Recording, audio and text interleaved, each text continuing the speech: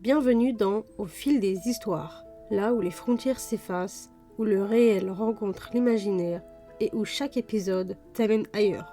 Ici, les contes ne s'éteignent jamais vraiment. Ils se transforment, se glissent dans la nuit et attendent d'être écoutés. Chaque histoire commence par un souffle, un mot, une émotion, un silence. Puis vient la voix, celle qui réveille les souvenirs et fait vibrer les cœurs. Laissez-vous emporter, l'histoire commence. On dit que certaines histoires naissent dans les zones que l'on n'éclaire jamais, là où les émotions sont trop fortes, trop lourdes, trop vraies pour rester silencieuses. Certaines prennent la forme d'un frisson, d'autres d'un souffle coupé, d'un désir incontrôlable ou d'une peur qui colle à la peau. Bienvenue dans la saison 3 d'Au fil des histoires, une saison faite de chemins qui ne se ressemblent pas, mais qui mènent tous au même endroit, ce point fragile entre fascination et effroi. Ici, chaque épisode est une histoire en soi, un arc complet, un monde fermé, où l'amour peut devenir une ombre, où le désir peut devenir un piège, où le surnaturel n'est parfois que le reflet de nos propres démons. Parfois, ce sera du surnaturel discret, parfois de la dark romance qui griffe, parfois une romance psychologique qui te garde éveillé la nuit, et toujours une note d'horreur, aussi légère qu'un souffle, ou aussi lourde qu'un cœur qui bat trop vite. Prépare-toi à traverser des histoires qui n'ont rien en commun, si ce n'est leur volonté de rester gravée en toi. Aujourd'hui commence la première. Voici l'écho de ton souffle. Le dernier carton glissa entre mes bras dans un glissement d'effort. Je le déposai près du vieux buffet en pain à bout de souffle. Voilà, tout était là. Ce que je possédais désormais tenait dans 17 cartons, un fauteuil usé, quelques cadres et une théière ébréchée. Je me redressai et observai autour de moi. Le salon baigné par la lumière dorée de fin d'après-midi semblait m'envelopper dans son silence. C'était une pièce haute, au plafond craquelé, aux murs tapissés de papier jauni par le temps. Une bibliothèque encastrée abritait quelques ouvrages anciens couverts de poussière, comme si ma grande-tante n'avait jamais cessé de lire, même dans l'oubli. Je posai une main sur l'un des rayons. Les tranches des livres étaient rugueuses, presque vivantes. J'aimais cette sensation, ce mélange d'abandon et de mémoire. Ici, tout semblait appartenir à un autre temps, comme suspendu entre deux mondes. Je n'avais pas encore osé allumer la radio. Le silence régnait depuis mon arrivée, mais ce n'était pas un silence vide. C'était habité. Il y avait quelque chose dans l'air, un frisson discret, une vibration ténue dans les bois des murs. Une sensation qui m'accompagnait depuis ma première nuit dans cette maison. Comme si quelqu'un marchait juste derrière moi, sans jamais me toucher. Comme si mes gestes réveillaient quelque chose de plus ancien que moi. Je passai dans la cuisine, poussai les rideaux. La forêt, juste derrière la maison, étendait ses bras d'ombre jusqu'au jardin. C'était beau, oui, mais il y avait dans ces arbres une densité étrange, une promesse de secret murmurée à l'abri des regards. Je bus une gorgée de thé froid. L'eau avait un goût de métal. Je grimace. Encore un tuyau à changer sûrement. Quand je retournai dans le salon, je m'arrêtai net. Le vieux fauteuil, celui près de la fenêtre, avait bougé. Il était tourné vers moi, légèrement incliné, comme si quelqu'un s'y était assis pour m'observer. Mon cœur accéléra. Je n'avais aucun souvenir de l'avoir déplacé. J'approchai lentement, le souffle court. Rien, pas de traces, pas de son, juste une impression. Encore une, la même que la veille, et l'avant-veille. Cette impression d'être suivie par une attention invisible mais douce, bienveillante presque. Je ne savais pas encore son nom, je ne savais pas qu'il m'écoutait déjà. Mais dans cette maison de l'oubli, un souffle ancien venait de se réveiller. L'éveil du bois, elle était là, je la sentais. Chaque pas qu'elle faisait dans la maison résonnait dans les murs comme une onde lente. éveillant peu à peu ce qui dormait depuis si longtemps. Sa respiration, légère, curieuse, s'était mêlée à la mienne, et dans l'écho des pièces vides, je redevenais peu à peu moi. Je n'étais plus qu'un souvenir flottant, retenu par les fibres du bois, la poussière des livres, la rouille sur les poignées de porte. Mais sa présence me ramenait, me reconstruisait. La première nuit, j'avais veillé. Émilie dormait à l'étage, roulée en boule sous une couverture délavée. J'étais là, près du vieux fauteuil, mon fauteuil. J'y avais passé tant d'heures à écouter le vent frapper contre les vitres, à imaginer d'autres vies. J'avais voulu m'y asseoir à nouveau, par réflexe peut-être, mais le bois avait gémi, comme s'il me rappelait que je n'étais plus fait de chair. Alors, je m'étais contentée de le faire pivoter, juste un peu, juste pour lui dire « je suis là ». Elle l'a vu, je l'ai senti hésiter, douter, mais elle ne s'est pas enfuie, pas encore. Cette nuit-là, le froid glissait doucement sous les portes, mais moi, je ne ressentais rien. Rien, sauf la vibration. Celle qui monte depuis le sol, quand une âme s'installe vraiment quelque part.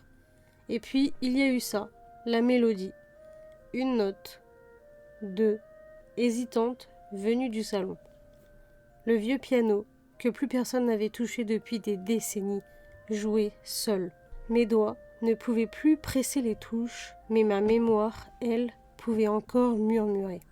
Alors j'ai murmuré. Un air simple, ancien, une berceuse.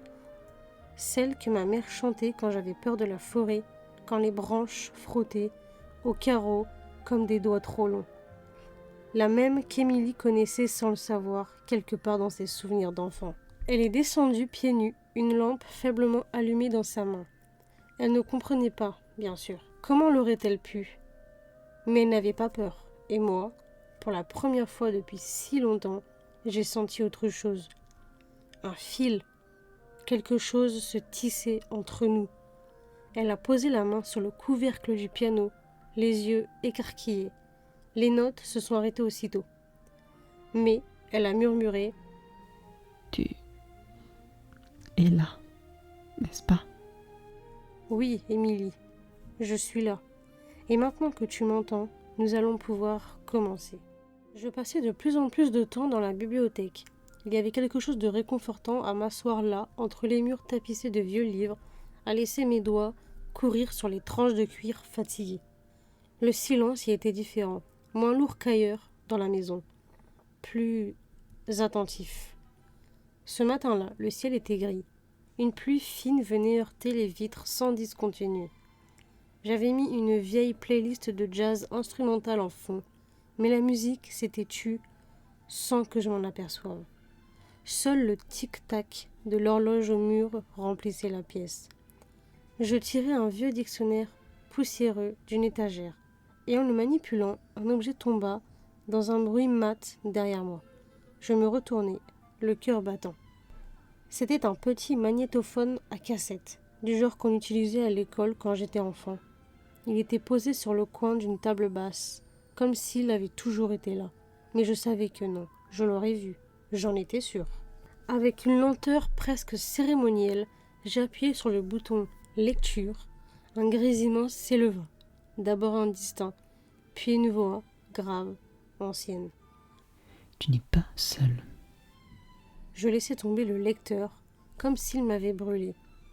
Mon souffle s'emballa. La voix ne m'était pas familière, mais elle n'avait rien d'hostile. Elle avait quelque chose de triste. Elle semblait vouloir me rassurer. Un courant d'air passa entre les rayonnages. Une page se tourna toute seule dans un livre ouvert. Et cette sensation revint. Une caresse dans l'air. Une chaleur douce sur la nuque. Comme une main invisible posée là, en silence. Je ne pouvais plus l'ignorer. Quelqu'un essayait de me parler. Quelqu'un qui n'était pas censé être là. Et pourtant, dans cette maison remplie de souvenirs oubliés, c'était peut-être lui qui m'attendait depuis le début. Je suis restée longtemps immobile, le cœur battant, les mains crispées sur le rebord du meuble. Le magnétophone était resté là, muet, comme s'il attendait une réaction. mais c'est autre chose qui attira soudain mon attention. Sous le dictionnaire que j'avais déplacé, une latte du rayonnage semblait différente. À peine plus en retrait que les autres. Une anomalie invisible à l'œil nu, mais perceptible au toucher. Mon pouce glissa sur le bois et je sentis un petit clic. Un souffle discret se fit entendre, comme un soupir venu des murs. Puis lentement, dans un frottement presque organique, la bibliothèque s'ouvrit vers l'intérieur. Pas un grand fracas de révélation spectaculaire, non, plutôt comme si elle avait attendu d'être découverte depuis longtemps, trop longtemps. Derrière elle, l'obscurité, et un couloir, étroit, silencieux, tapissé de portraits. Je pris une lampe torche et avançai, chaque pas résonnant comme une goutte dans un puits. Les visages me fixaient, peints à l'huile pour la plupart, certaines à peine esquissées. D'autres, au contraire, d'un réalisme saisissant. Il y avait là des femmes, des hommes, des enfants, tous habillés d'époques différentes, tous silencieux, comme s'ils m'observaient depuis l'autre côté du temps. Et puis je le vis, un tableau plus grand que les autres, au centre d'un pan de mur, encadré de bois sombre, presque noir. Je m'approchai. Mon souffle se coupa. C'était moi. Pas une ressemblance vague, non. C'était mon visage, mes traits exacts, ma bouche, mes yeux, les mêmes reflets auburnes dans les cheveux. Je portais une robe ancienne, couleur ivoire, et un collier que je ne connaissais pas. Et dans mes yeux, une tristesse muette que je n'avais jamais vue en moi. Mais c'était bien moi. Je reculai d'un pas, la torche tremblante. Je ne comprenais pas. Qui avait peint ça? Pourquoi? Et surtout, quand? Une brise tiède s'insinua dans mon cou, comme un murmure au creux de la nuque. Et doucement, une pensée germa dans mon esprit. Et si ce n'était pas un portrait me représentant? Et si c'était un souvenir de moi, d'une autre vie? Je joue, ou du moins j'en ai l'illusion. Mes doigts effleurent des touches qui ne sont plus là depuis longtemps. Pourtant, le son résonne encore dans ma mémoire, clair, fragile, comme une respiration qu'on retient pour ne pas briser le silence. La mélodie s'échappe, glisse entre les murs, descend les escaliers et vient caresser son oreille. Émilie, je la sens s'arrêter. Son cœur bat plus vite. Elle écoute. Elle me cherche. C'est étrange, cette frontière entre nos deux mondes. Je ne sais plus si je joue pour elle ou si c'est elle qui me fait jouer. Chaque note semble naître de son souffle. Chaque accord porte sa peur, sa curiosité, son trouble. J'aimerais pouvoir lui dire que je ne veux pas lui faire du mal, que je veux juste qu'elle se souvienne. Elle monte les marches, lentement, comme autrefois quand elle venait me rejoindre. Le bois grince sous ses pas, la poussière tremble dans la lumière pâle du jour. Je continue de jouer, plus fort, plus présent. Chaque note est un appel, un battement d'âme. Et puis, elle pousse la porte du grenier. Le piano est là, couvert d'un drap jauni, silencieux, immobile. Elle s'avance. Sa main hésite avant de toucher le tissu. Elle s'attend à m'entendre, à me voir assis là, le dos courbé, perdu dans ma musique. Mais il n'y a que le vide. Je la regarde sans qu'elle ne puisse me voir. Elle fronce les sourcils, les yeux brillants d'incompréhension. Le silence lui répond. Et moi, je reste là, invisible, prisonnier d'une symphonie que seul son cœur semble encore entendre. Elle chuchote d'une voix tremblante. Je deviens folle. Non, Émilie, tu m'entends? Et c'est cela le plus effrayant. Je ne sais pas ce qui m'a poussée à monter jusqu'à la chambre d'amis. Peut-être la musique fantôme, peut-être cette impression constante d'être guidée, observée, attendue. Quand j'ai tourné la poignée, un souffle froid m'a balayé le bras, comme si la pièce avait retenu son air trop longtemps. Tout semblait intact, le lit parfaitement tiré, les rideaux immobiles, et ce grand miroir ancien, face à la fenêtre, qui me renvoyait une version pâle de moi-même. Je m'en suis approchée sans réfléchir, comme attirée. Le miroir avait quelque chose d'étrange, de vivant. Mes doigts ont frôlé le cadre en bois sombre. Un frisson a glissé le long de ma colonne. Je n'avais rien dit, rien pensé même. Pourtant, au centre du verre, un mot s'est formé. Pas écrit, pas gravé, comme tracé par un doigt invisible sur une buée qui n'existait pas. Reste. Je suis restée figée. La chambre n'était pas chaude. Il n'y avait aucune raison pour que de la buée apparaisse. Et pourtant, le mot palpitait encore légèrement, comme s'il respirait.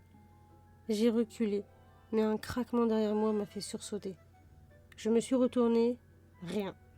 Le lit immobile, la fenêtre close. Quand mes yeux sont revenus vers le miroir, mon cœur s'est arrêté net. Mon reflet n'était plus tout à fait seul. Il y avait juste derrière ma silhouette une ombre, pas une forme nette, plutôt un souffle sombre, une présence floue, impossible à décrire mais terriblement réelle. J'ai cligné des yeux, une fois, 2 fois. Elle était toujours là, plus proche. Puis la lumière a vacillé. Un battement. Un souffle. Comme si la pièce retenait son dernier cri. Et tout s'est figé. La silhouette a disparu. Le mot a commencé à s'effacer, très lentement. Comme effacé par une main que je ne voyais pas. Quand il en est resté qu'un vague trait, j'ai senti quelque chose derrière moi. Pas un bruit. Pas un mouvement. Un sentiment, quelque chose où quelqu'un était là, proche, trop proche. J'ai tourné la tête, rien. Pourtant, la sensation persistait, lourde, intime, une présence qui attendait, qui retenait son souffle, qui voulait que je comprenne.